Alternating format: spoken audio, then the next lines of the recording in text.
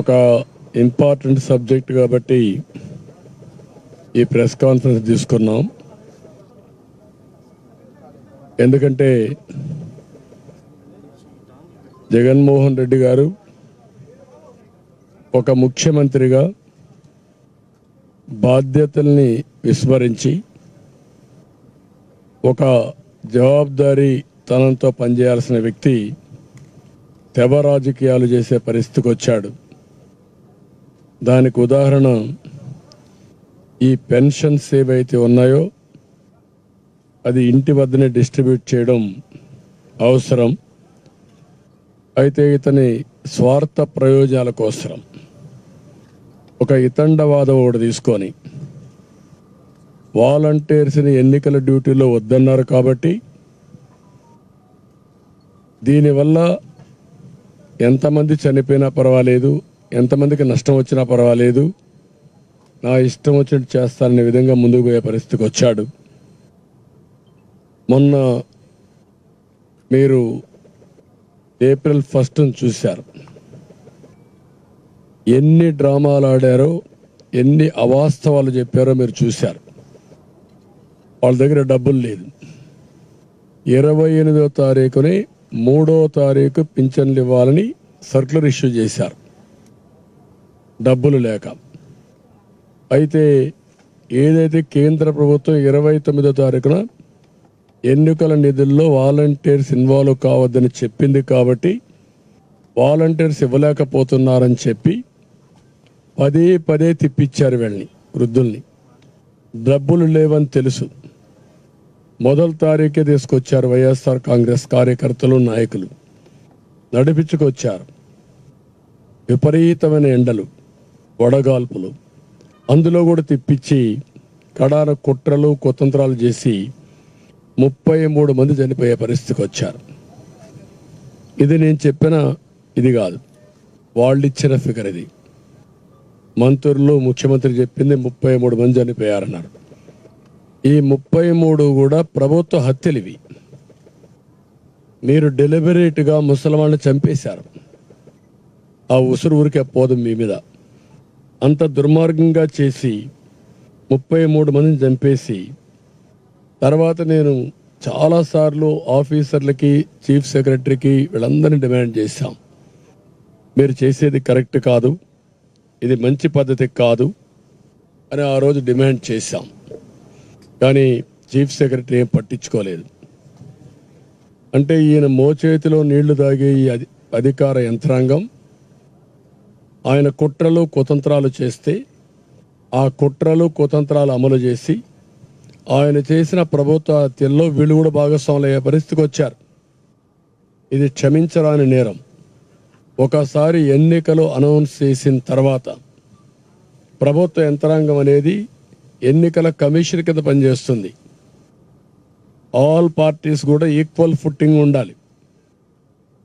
ఈరోజు ముఖ్యమంత్రి ఆఫీసు కూడా ఎన్నికల్లో పనిచేసుకున్నప్పుడు మాతో సమానంగానే ఉండాలి. అన్ని రాజకీయ పార్టీలు కూడా సమానంగానే ఉంటాయి, సమాన అవకాశాలు ఉంటాయి. అలాంటి సమాన అవకాశాలు ఉండే సమయంలో వీళ్ళు కుట్ర తీయడం చాలా దుర్మార్గం. మళ్ళీ అదే కుట్రలకు తెరలేపారు.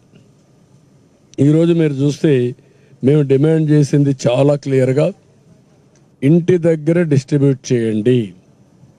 ఇది సాధ్యం. మీకు ఆఫీసర్స్ ఉన్నారు, సచివాలయం ఉంది, యంత్రాంగం ఉంది, ఇది పెద్ద కష్టమైన పని కాదు అని చాలా స్పష్టంగా చెప్తే మళ్ళీ ఈ ముఖ్యమంత్రి ప్రధాన కార్యదర్శి, ప్రభుత్వ ప్రధాన కార్యదర్శి జవహర్ రెడ్డి, పిఎంఓలో ఉండే ముఖ్య పైరవికారుడు, పెద్ద పైరవికారుడు ఇతను ధనంజయ రెడ్డి, ఇదే పని ఒక మిడిల్ మ్యాన్ బ్రోకరేజ్ చేస్తూ ఉంటాడు ఆయన. ఇంకొక పక్క సెర్ఫ్ సిఇఓ మురళీధర్ రెడ్డి, వీళ్ళు కలిసి మళ్ళీ అదే కుట్రకు తెరలేపారు. ఈరోజు మా డిమాండ్ చాలా స్పష్టంగా చాలాసార్లు వెళ్ళాం, ఎలక్షన్ కమిషన్కి ఇచ్చాం, సిఎస్ ఇచ్చాం, చీఫ్ సెక్రటరీకి ఇచ్చాం, గవర్నర్కి ఇచ్చాం. ఎన్డీఏ పార్ట్నర్స్ అన్ని కూడా అందరం కలిసి ఇంటి దగ్గరనే డిస్ట్రిబ్యూట్ చేయాలి, ఇది సాధ్యం, దీనికి అనుకూలమైన స్టాఫ్ ఉన్నారు అని చాలా స్పష్టంగా రిప్రజెంటేషన్స్ ఇచ్చాం. ఇచ్చినప్పటికీ ఈరోజు మీరు చూస్తే ఎన్నికల కమిషన్ ఒకటి చెప్పారు, ఇది పెద్ద కష్టం కాదు, మీరు ఏ విధంగా అయినా సరే దీన్ని అమలు చేయమని వాళ్ళు పంపించారు. ఆమోదయోగ్యంగా అమలు చేయమని పంపించారు. అమలు చేయమని పంపించి ఆదేశాలు ఇస్తే పోయినసారి జరిగిన సంఘటనలు పునరావృతం కాకుండా కూడా చూడమన్నారు. ఈ 33 ఏవైతే హత్యలు జరిగాయో అలాంటి జరగనీయకుండా చూడండి, ఇవన్నీ కూడా జాగ్రత్తగా చేయమని చెప్పారు. చెప్పిన తర్వాత ఈరోజు చూస్తే మళ్ళీ ఒక విషయంలో మీరు చూసుకున్నప్పుడు వీళ్ళందరికీ 1,20,000 మంది 26,000 మంది స్టాఫ్ ఉన్నారు. 15,000 మంది పంచాయతీ సెక్రటరీలు ఉన్నారు. 5,000 మంది వెలుగు సిబ్బంది ఉన్నారు. 5,000 మంది వ్యవసాయ సిబ్బంది ఉన్నారు. 3,000 మంది హార్టికల్చర్ సిబ్బంది ఉన్నారు. వీళ్ళందరూ గ్రామ స్థాయిలో ఉన్నారు. అంటే మొత్తం కలిసి వీళ్ళంతా ఒక్కొక్క వ్యక్తి ఇవ్వాల్సిన 45 పెన్షన్లు. ఆ ఊర్లో ఉండే వ్యక్తి ఆ ఊరి వీధులు కానీ ఎవరెక్కడున్నారో అన్నీ తెలుసు వీళ్ళకు. లేకపోతే వీళ్ళెందుకు పంచాయతీ సెక్రటరీ? పంచాయతీ లెవెల్లో సెక్రటరేట్ దీనికి అంటే వాళ్ళందరూ తెలుసు. తెలిసినప్పుడు ఒక్కొక్కరు 45 ఇవ్వాలి. రెండోది వీళ్ళు పోయినప్పుడు ఫింగర్ ప్రింట్ తీసుకుంటారు, ఐరిష్ తీసుకుంటారు. వేర్ బ్యాండ్ విత్ ఉంది. పంచాయతీ ఆఫీసుల్లో ఇచ్చేదే ఇంటి దగ్గర ఇస్తారు. దానికి వీళ్ళకి ఇబ్బంది ఏంటి అంటే అది చేయకుండా ఈరోజు మీరు చూసి మొండికేశారు. ఎన్నికల కమిషన్ చెప్పినా వినకుండా మొండికేసి మళ్ళీ ఈరోజు మీరు చూసి కుంటి సాకులు చెప్పి ఇది తెలుసుకోవడం కష్టం, లేకపోతే అడిగి పోలేము అంటే వాడికి దారి తెలియదు, ఊర్లో ఉండేవాడికి దారి తెలియదు, ఇల్లు తెలియకుండా వీడు ఉద్యోగం చేస్తున్నారు. అంటే ఎలాంటి కుట్రలు చేస్తున్నారో మీరు చూస్తే అలాంటి కుట్రలు చేసి మళ్ళీ ఇప్పుడు కొత్తగా బ్యాంకులో వేస్తామని అన్నారు. నేను అడుగుతున్నా, లాస్ట్ టైం మీరేం చెప్పారు? మా దగ్గర బ్యాంక్ అకౌంట్స్ లేవని చెప్పారు. పోయిన నెలలో లేని అకౌంట్లు ఇప్పుడు ఎట్టొచ్చాయి? You answer this. అంటే మీ కుట్రలు ఏం చేసినా ప్రజలు నమ్ముతారని, లేకుంటే మేము కూడా ఒప్పుకుంటామని. ఇది ఏమాత్రం ఆమోదయోగ్యం కాదు. ఈరోజు మీరు చూస్తే వాళ్ళు చెప్పినట్లు చూస్తే ఆధార్ లింక్ అయిన ఉన్న లబ్ధిదారులందరికీ బ్యాంకులో వేస్తాం, మిగిలిన వాళ్ళందరికీ ఇంటికి పోయి ఇస్తామంటున్నారు. మొత్తం 65,49,000 మంది పెన్షనర్స్ ఉన్నారు. దీంట్లో 45,92,000 మందికి లింకులు దొరికాయి, వీళ్ళకి అకౌంట్లు దొరికాయి. అంటే 75% వాళ్ళకు నేరుగా బ్యాంకులు వేస్తూ ఉంటారు. మిగిలిన వాళ్ళందరూ ఎవరైతే వికలాంగులు, లింకులు లేని వాళ్ళు, పోలేని వాళ్ళు, అనారోగ్యంగా ఉండేవాళ్ళు, వాళ్ళు 16,57,000 మంది ఉన్నారంటున్నారు. ఎవరు పోలేరు? మీ దగ్గర లింక్ అడ్రస్ ఉందా? వెరిఫై చేశారా మీరు? ఎప్పుడు వెరిఫై చేశారు? రాత్రి చేశారా? మీరు 65,49,000 మంది ఎవరు వికలాంగులు, ఎవరు ఆరోగ్యంగా బాగలేరు, ఎవరు నడవలేరు అని మీకు తెలిస్తే అంటే పోయి వెరిఫై చేసిన వాళ్ళకే ఇవ్వచ్చు కదా ఇంటి తెరిపి. నేను అడుగుతున్నాను, నీకు 75% అకౌంట్లు ఉన్నాయంటున్నారు, 25% అకౌంట్లు లేవంటున్నారు. పోయినసారి మా దగ్గర అకౌంట్లో లేవన్నారు. ఇప్పుడేమంటున్నారు మళ్ళీ? ఈ యొక్క 25 లక్షలు కూడా దీంట్లో అనారోగ్యంతో ఉన్నారంటున్నారు. అనారోగ్యంతో ఉన్నారని నీకెడ తెలిసింది? ఎప్పుడు చెక్ చేసావు నువ్వు? దాన్ని బట్టి ఆలోచించుకుంటే బోగస్ ఇన్ఫర్మేషన్తో వీళ్ళు కాలయాపన చేస్తున్నారు. ఇది కరెక్ట్ అప్రోచ్ కాదు, ఇది వాస్తవానికి దూరం. ఈ విషయం వీళ్ళు గుర్తుపెట్టుకోవాల్సిన అవసరం ఉంది. ప్రజల్ని మోసం చేయొద్దండి. ప్రభుత్వ యంత్రాంగం బాధ్యతాయుతంగా పనిచేయాలి తప్ప బాధ్యత రహితంగా పనిచేయడం కరెక్ట్ కాదని కూడా హెచ్చరిస్తున్నా. ఇవన్నీ చూసినప్పుడు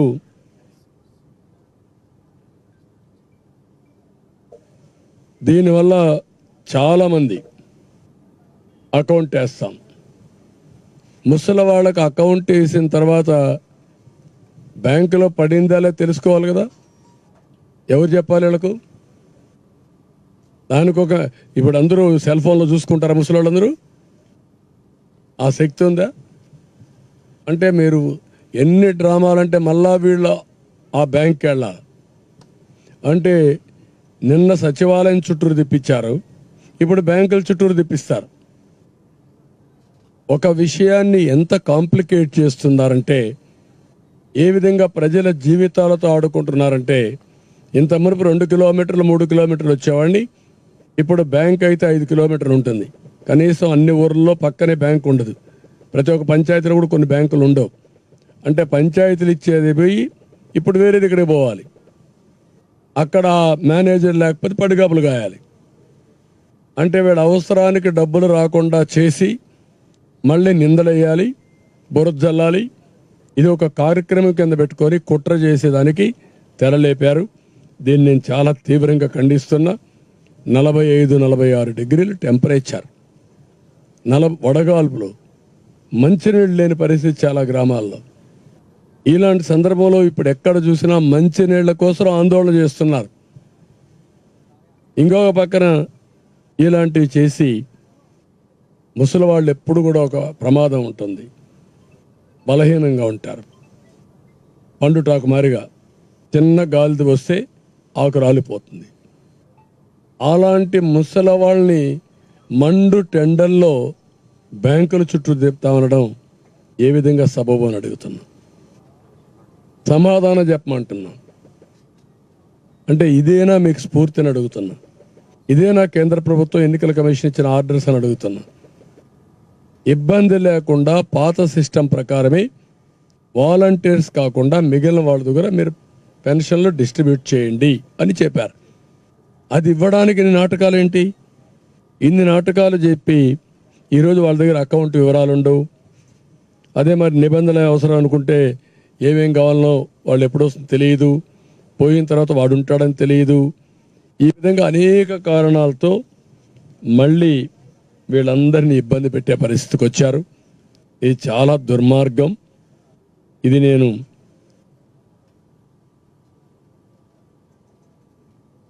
చాలా తీవ్రంగా ఖండిస్తున్నా. ఇప్పుడు మీరు చూస్తే 41,230 మంది సచివాలయ సిబ్బంది ఉన్నారు, బిఎల్ఓలుగా పనిచేస్తున్నారు. వాళ్ళకి డ్యూటీ ఏంటంటే ఇప్పుడు స్లిప్పులు ఇవ్వడమే కదా. స్లిప్పులు ఇవ్వడానికి ఎంత సమయం కావాలి? ఎప్పుడు ఇస్తారు స్లిప్పులు? మొదటి తారీఖు నుంచి స్లిప్పులు ఇస్తూనే ఉంటారా? ఎన్నికల ముందు ఒక రోజు పోయి స్లిప్ ఇస్తారు. ఇప్పుడు ఈ ఎక్సర్సైజ్ కూడా నీకు ఉపయోగపడుతుంది. స్లిప్పులు ఇవ్వడానికి ఏ ఇల్లు ఎక్కడుందో చెక్ చేసుకుంటావు. ప్రీ రిహార్సల్స్, పెన్షన్లు ఇచ్చావు, ఒక రోజంతా ఊరంతా తిరిగావు, అందరికి ఇచ్చారు, ఎవరు ఎక్కడున్నారో చూస్తారు. రేపు డిస్ట్రిబ్యూషన్ ఆఫ్ స్లిప్పులు కూడా చాలా ఈజీ అయిపోతుంది. అట్లా కాకుండా వీళ్ళు ఇప్పటి నుంచి స్లిప్పులు ఇస్తున్నారు కాబట్టి, వాళ్ళకి సమయం లేదు కాబట్టి వాళ్ళు పెన్షన్లు డిస్ట్రిబ్యూట్ చేయలేము అని ఎక్స్క్యూజ్ తీసుకోవడం చాలా దుర్మార్గమైన పని. ఇది చాలా దారుణం. 13వ తారీఖున జరిగే ఎన్నికలకి మొదటి తారీఖు నుంచి స్లిప్పులు ఇస్తారంట. ఎవడు నేర్పిస్తారు అడ్మినిస్ట్రేషన్? నేను కూడా 14 ఏళ్ళు ముఖ్యమంత్రిగా చేశాను, నా కింద కూడా పనిచేశారు మీరంతా. ఆ రోజు ఎట్లా చేశారు మీరు? పరిగెత్తిచ్చాం మిమ్మల్ని, సమర్థవంతంగా పనిచేశారు. ఇప్పుడు మొండికేశారు మీరు. ప్రజలకు సేవ చేయడానికి కాకుండా మీరు ఏదైతే ఒక లాయల్టీస్ ప్రజలకు ఉండాల్సిన మీరు, ప్రజలు డబ్బులు తినే మీరు, ప్రజల కోసం పనిచేస్తామని ప్రమాణం చేసి ఐఏఎస్ పాస్ అయిన మీరు ఒక వ్యక్తి ప్రయోజనాల కోసం, ఒక పార్టీ ప్రయోజనాల కోసం పనిచేయడం తప్పు. దీన్ని నేను చాలా తీవ్రంగా ఖండిస్తున్నా, గర్హిస్తున్నా. అందుకే మేము చాలాసార్లు చెప్పాం, ఈ అధికారుల వల్ల నష్టం వస్తుంది. అలాంటి టెయింటెడ్ ఆఫీసర్స్ అంతా ప్రజాస్వామ్యానికే ప్రమాదం. అలాంటి వాళ్ళు ఎన్నికల డ్యూటీలు కూడా ఉండడానికి అర్హులు కాదు. రేపు పెన్షన్లు డిస్ట్రిబ్యూట్ చేయలేని మీ అసమర్థత ఎన్నికలు నిర్వహిస్తారంటే మీరు? నేను అడుగుతున్న స్ట్రైట్ క్వశ్చన్. ఇక్కడేం గొడవలు లేవు, ఇంటింటికి పోయి ఇచ్చే పని. రేపు 3-4 రాజకీయ పార్టీలు ఉంటారు, రౌడీలు ఉంటారు, శైర్ విహారం చేస్తారు, బూత్ క్యాప్చరింగ్ చేస్తారు. ఓటర్లకు ఏం రక్షణ ఇస్తారు, ఏ విధంగా ప్రొటెక్షన్ ఇస్తారు మీరు? You answer this. అందుకే ఇలాంటి యంత్రాంగం వల్ల ప్రమాదం. ఎన్నికల కమిషన్ కూడా అప్రమత్తంగా ఉండాలి. ప్రజాస్వామ్యయుతంగా ఎన్నికలు జరగాలి. ఎన్నికలు డిక్లేర్ చేసిన తర్వాత అన్ని రాజకీయ పార్టీలు ఒకటే ప్లాట్ఫామ్, యూనిఫామ్గా అందరికి సమాన అవకాశాలు ఉండాలి. ముఖ్యమంత్రి కాబట్టి ప్రభుత్వ యంత్రాంగం మొత్తం వాడుకోవచ్చు, బస్సులు వాడుకోవచ్చు, లేకుంటే గ్రౌండ్స్ వాడుకోవచ్చు, లేకుంటే ఇంకోటి వాడుకోవచ్చు. నో, లేకుంటే ఇంకా బెదిరించి అందరినీ మనుషులు తీసుకురావచ్చు. ఇవన్నీ జరగడానికి వీలు లేదు. ఆ విషయం ప్రభుత్వ యంత్రాంగం గుర్తుపెట్టుకోవాలి, ఎన్నికల కమిషన్ గుర్తుపెట్టుకోవాలి. అందుకే దీన్ని స్పెసిఫిక్గా మళ్ళీ చెప్తున్నా, ఎవరికైనా సరే ఏమైనా జరిగితే, ఎవరైనా కానీ చనిపోతే అది మీరు చేసిన హత్య కింద వస్తుంది. ఆ విషయం మీరు గుర్తుపెట్టుకోండి. ఏ ఒక్క వ్యక్తి కూడా చనిపోకుండా, ఏ ఒక్క వ్యక్తికి కూడా ఇబ్బంది లేకుండా మీరు పెన్షన్ డిస్ట్రిబ్యూట్ చేయాల్సిన బాధ్యత మీది. తమాషాలు ఆడద్దండి ప్రజా జీవితం అంటే. మీకు చేత కాకపోతే మీరు తప్పుకోండి, చేత అయిన వాళ్ళు చేస్తారు ఆ పని. అంతేగాని ఇలాంటి తప్పుడు రాజకీయాలు చేసి, లాలుచే రాజకీయాలు చేసి ఏదో డ్రామాలు ఆడద్దండి. నేను లాస్ట్ టైం అందరికీ ఫోన్లు చేశాను. నిన్న పోయి సిఎస్ ఆఫీస్ ముందర ధర్నా చేసే పరిస్థితికి వచ్చారు అపోజిషన్ పార్టీస్. ఏంటి దౌర్భాగ్యం? Is it right? పెన్షన్ ఇమ్మని గవర్నర్ తెలియపోవాలా మేము? అన్ని రాజకీయ పార్టీలు ఇన్నిసార్లు మాట్లాడాలనా? Is it not the right of the pensioner? వాడు హక్కు కాదా ఇది? బుద్ధి జ్ఞానం, ఇంగిత జ్ఞానం అంటే ఎన్ని జరుగుతాయా? ఇన్నిసార్లు చెప్పించుకోవాలా మీరు మా దగ్గర? ఇన్నిసార్లు డిమాండ్ చేయించుకోవాలా? నేను చాలా తీవ్రంగా ఖండిస్తున్నా. మే నెల ఏ ఒక్కరికి ఇబ్బంది కలిగినా దానికి పూర్తి బాధ్యత ఈ ముగ్గురిదే. చీఫ్ సెక్రటరీ, అదే మరి శశిభూషణ్ ఈ secretary, CEO Muralidhar Reddy, CMO ఆఫీసులో ఉండే ధనంజయ రెడ్డి. ధనంజయ రెడ్డికి in what way is concern? Chief secretary నీ డ్యూటీ అయిపోయింది, నీ రోల్ లేదు. వన్స్ ఎలక్షన్ అయిపోయిన తర్వాత నీకు రోలే లేదు. అధికార యంత్రాంగం కూడా సీఎంకి అసిస్ట్ చేయడానికి వీల్లేదు. మొన్న ఒక మీటింగ్లో చూశారు, ఏం ధనంజయ కరెక్ట్గా ఉంది అన్నాడు.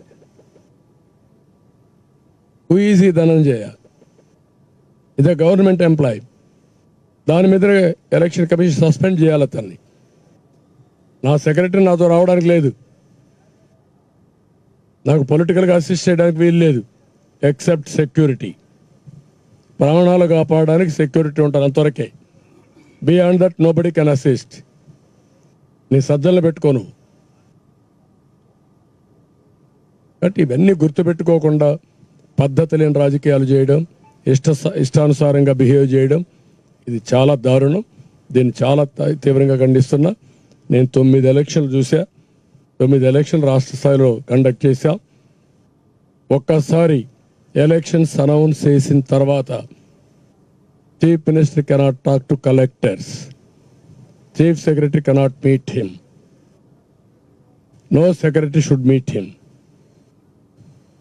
no secretary, no chief secretary, no collector should take orders from CM. This is the code of conduct. అవి కూడా తెలియకుండా ప్రవర్తించడం కరెక్ట్ కాదు. Even not only general elections, even panchayat ఎలక్షన్లో కూడా chief minister cannot talk to chief secretary or collectors who are on election duty. They are all work under election commission.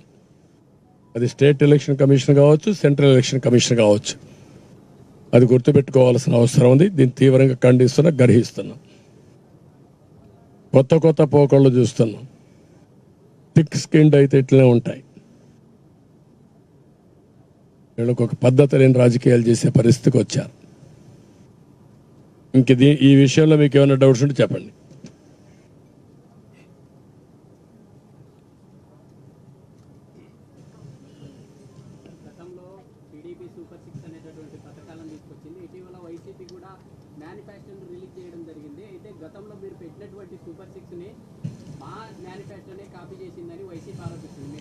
నేను మాట్లాడినది ఇప్పుడు ముందు ఇది అయిపోయి పెన్షన్లు అయిపోయి నువ్వు డైవర్ట్ చేస్తున్నా. ముందు పెన్షన్ల గురించే మాట్లాడండి ఈరోజు ఇక్కడ, లేకపోతే ఎన్ని నేను మీటింగ్లో చెప్తున్నా. ప్రజలు కూడా నీకు నాకంటే తెలివైన, నువ్వు కూడా తెలివైన వాడివి, ఒకసారి చెక్ చేసుకో. మా సూపర్ 6 ఏంటి, ఆయనది ఏంటో, ఆయన ఎలక్షన్ మేనిఫెస్టో ఏంటో, మా ఎలక్షన్ మేనిఫెస్టో ఏంటో. అయిపోయింది ఆయన పని. ముందే రాజీనామా చేసి పారిపోతున్నాడు. నిన్న చేసింది రాజీనామానే. దాని గురించి నేను తర్వాత మాట్లాడతాం, పబ్లిక్ మీటింగ్లో మాట్లాడతాం.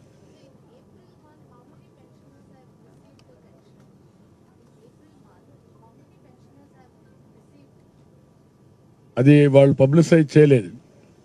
33 మంది చనిపోయారని మాత్రం చెప్పారు. రివర్స్, ఎంతమందికి ఇచ్చామో సక్సెస్ఫుల్గా చెప్పకుండా ఎంతమందిని చంపేశామని చెప్పారు. అది వాళ్ళకు ఉండే కమిట్మెంట్. ఒకడైతే పనికిరాని మనవాళ్ళు ఆ డెడ్ బాడీని మా ఇంటికి తీసుకొస్తాడు, తీసుకొస్తే అక్కడే పూడ్చిపెట్టేవాడు. తీసుకొచ్చాడండి. ఆ మాషాట్లు ఆడుతున్నారు. చంపింది మీరు, డ్రామాలు ఆడతారా మీరు? అంటే వీళ్ళకి మర్యాదగా మాట్లాడితే ఎక్కే పరిస్థితిలో కూడా లేరు, వీళ్ళు ఆనే పరిస్థితులు లేదు. రూమచ్ అయిపోయారు. రాష్ట్రాన్ని తగలబెట్టి వీళ్ళంతా చూద్దాం. కంటిన్యూగా తీసుకెళ్తాం, ఫైట్ చేస్తాం.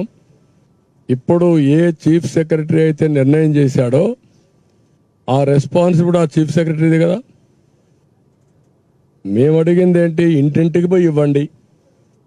నువ్వు చెప్పింది ఏంటి, ఇప్పుడు డిబిటీ ఎలక్షన్ కమిషన్ చెప్పారు ఎవ్వరికి ఇబ్బంది కలగకుండా పెన్షన్లు ఇవ్వండి అని చెప్పారు.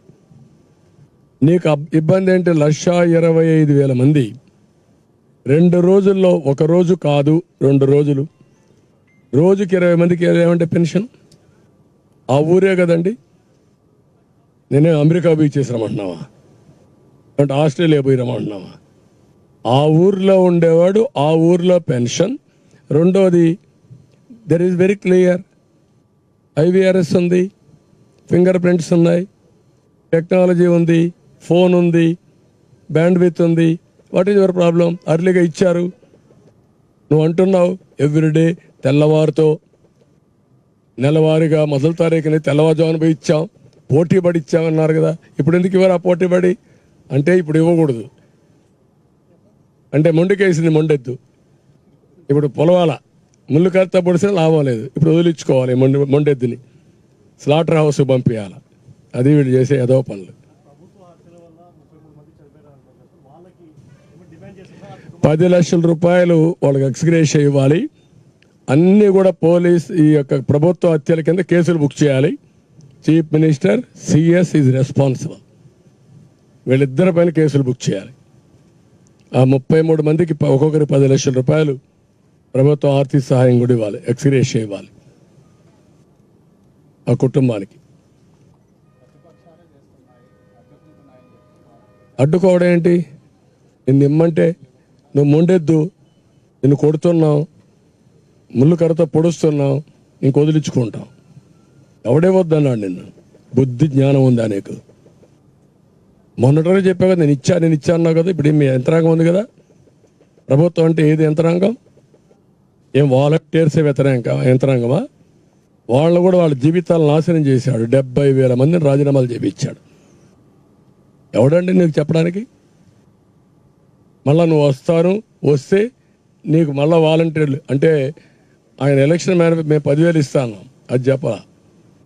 మళ్ళా వస్తానే వాళ్ళందరూ నియమిస్తాడంట. ఎందుకు ఊడిగించేయడానికి?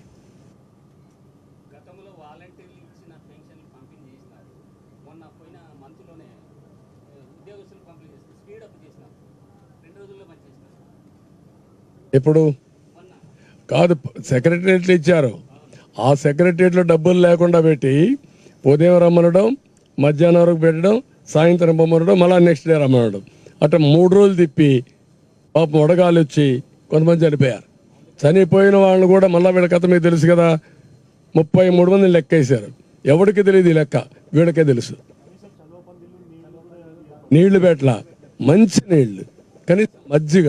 వేరే రాజకీయ పార్టీలు చేశాయి, వీళ్ళు చంపడానికి తీసుకొచ్చారు, మేము కాపాడడానికి నీళ్ళు ఇచ్చాం, భోజనం పెట్టాం, మజ్జిగ ఇచ్చాం, అయినా కూడా ఇంత నెంబర్ ఎక్కువ 65 లక్షల మంది ఇంత దారుణంగా చేయడం ఏంటి?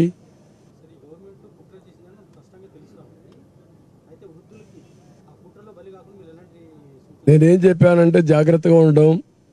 నేను ఏప్రిల్ నుంచే వీళ్ళ ట్రాప్లో పడకూడదనే ఉద్దేశంతో 4,000 రూపాయలు పెన్షన్ ఏప్రిల్ నుంచి ఇస్తాను. వికలాంగులకు 6,000 రూపాయలు ఇస్తాను. ఎప్పటి నుంచి? ఏప్రిల్ నుంచి. మేము వచ్చే జూన్ 4వ తారీఖున, జూలై నుంచి ఇవ్వాలి. కానీ బకాయిలు కూడా ఇస్తానని చెప్పి చాలా స్పష్టంగా చెప్పావు. నెంబర్ 1. నెంబర్ 2, నువ్వేం చెప్పావు? 2028కి 250 రూపాయలు, 2029కి మళ్ళీ ఒక 250 రూపాయలు, 3 నెలలు నువ్వు ఉండేది. ఏప్రిల్లో ఎన్నికలు, ఏప్రిల్ ఎన్నికలు అయితే ఎన్ని నెలలు ఉంది? 3 నెలలు. ఇది మోసం కదా? మేము ఈ ఏప్రిల్ నుంచి ఇస్తానంటున్నావు, నువ్వు 2028-29.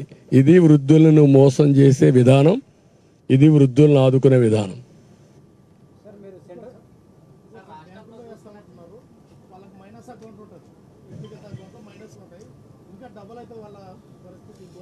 అని కూడా అదే నేను చెప్పేది. అది కూడా కుట్రే. వాళ్ళ దాంట్లో డబ్బులు వేస్తారు, వాడికి వేరే ఇబ్బందులు ఉంటాయి, ఎక్కడ అప్పు చేసి ఉంటాడు, దాంట్లో కట్ చేసేస్తారు. దానికి అదే కుట్ర. ఇప్పుడు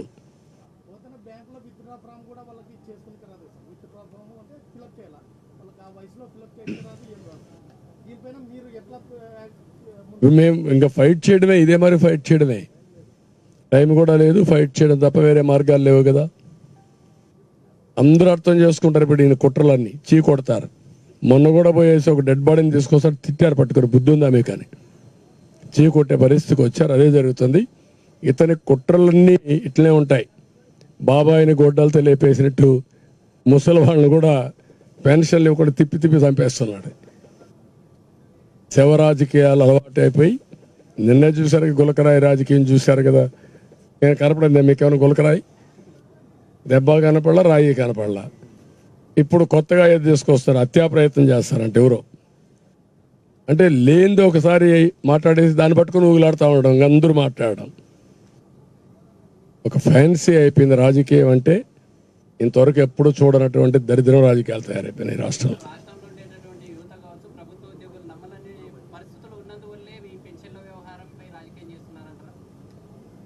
ప్రజలు నమ్మడం లేదు, చీ కొడుతున్నారు. ఇలాంటి తప్పుడు రాజకీయాలు చేసి ఏదో ఒక విధంగా సర్వే కావాలని చూస్తున్నారు. Beyond that you have seen all these things now. ప్రజలు చీ కొట్టే పరిస్థితికి వచ్చి ఏం చేశాడని 5 ఏళ్ళలో ఎవరు మీ జీవితాలు బాగుపడ్డాయా? అక్కడ అందరూ వదిలిపెట్టి ఇక్కడ ఉండే 10 మంది చెప్పండి నాకు. మీ ఆదాయం పెరిగిపోయిందా? మీ ఖర్చులు తగ్గిపోయినాయా? మరి మీ ఖర్చులు పెరిగే, ఆదాయం తగ్గిపోయింది, మీరు కూడా అప్పుల పాలైపోయారు, మీ లివింగ్ స్టాండర్డ్స్ పడిపోలా. మరి ఎప్పుడైనా ఒక గవర్నమెంట్ ఉంటే ఆ గవర్నమెంట్ వల్ల లివింగ్ స్టాండర్డ్స్ పెరగాలనా లేదా? ఎవరికైనా మీకు ఇంతమంది ఉన్నారు, ₹1 బెనిఫిట్ మీకు వచ్చిందా ఈ ప్రభుత్వంలో? ఒక్కరికి హౌస్ సైట్ వచ్చిందా? మరి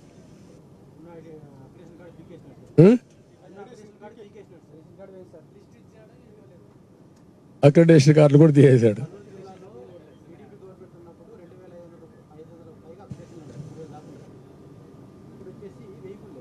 అదే నేను చెప్పేది, ఆ సాక్షి వాళ్ళు పెట్టుకున్నాడు, ఇంకెవడు లేడు. లేకుంటే సాక్షి కాకపోతే TV9 వాళ్ళు ఉంటారు, లేకపోతే NTV ఉంటారు. ఈ బ్లూ మీడియా ఒక 5-6 మంది తప్ప ఇంకెవరు ఉంటారు ఇంకా అక్కడ. That is the order of the day.